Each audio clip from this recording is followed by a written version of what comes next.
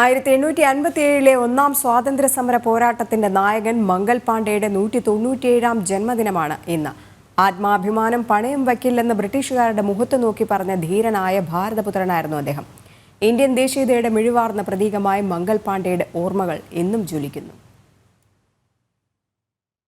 ഉത്തർപ്രദേശിലെ ബല്ലിയ ജില്ലയിൽ 1827 ജൂലൈ 19 മംഗൾ പാണ്ഡെയുടെ ജനനം. തന്റെ 22ാം വയസ്സിലാണ് അദ്ദേഹം പശ്ചിമ ബംഗാളിലെ ബാരക്പൂരിലെ കാലാൾ പടയിൽ അംഗമാവുന്നത്.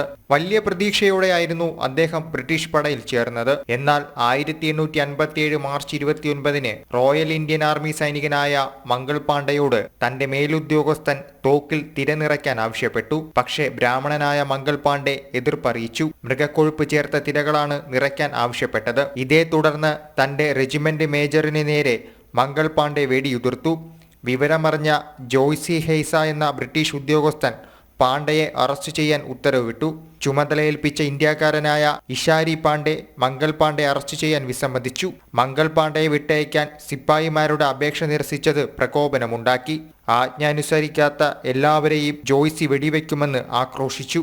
പ്രശ്നം വഷളായതോടെ മംഗൾ തന്റെ തോക്കിൽ നിന്ന് സ്വയം വെടിയുതിർത്തെങ്കിലും നിസ്സാര പരിക്കുകളോടെ രക്ഷപ്പെട്ടു. തുടർന്ന് അറസ്റ്റും വിചാരണയ്ക്കും ശേഷം അദ്ദേഹത്തെ ബ്രിട്ടീഷ് ഈസ്റ്റ് ഇന്ത്യ കമ്പനി വധശിക്ഷയ്ക്ക് വിധേയനാക്കി. വിചാരണയ്ക്കിടയിലും പാണ്ഡെ ഖേദം പ്രകടിപ്പിക്കുകയോ മാപ്പു പറയുകയോ ചെയ്തില്ല.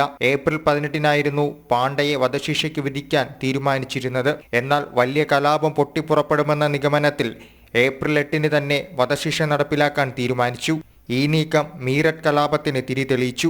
ശിപ്പായി ലഹള എന്ന് ചരിത്രത്തിൽ ബ്രിട്ടീഷുകാരും ഒന്നാം സ്വാതന്ത്ര്യ സമരമെന്ന് ഭാരതീയരും അഭിമാനത്തോടെ പറയുന്ന 1857 പ്രതിരോധത്തിന് നിമിത്തമായത് മംഗൾ പാണ്ഡെയുടെ ധീരദേശാഭിമാന ബോധം തന്നെയായിരുന്നു. മംഗൾ പാണ്ഡെയോടുള്ള ആദരസൂചകമായി ഭാരത സർക്കാർ 1984 തപാൽ സ്റ്റാമ്പ് പുറത്തിറക്കി.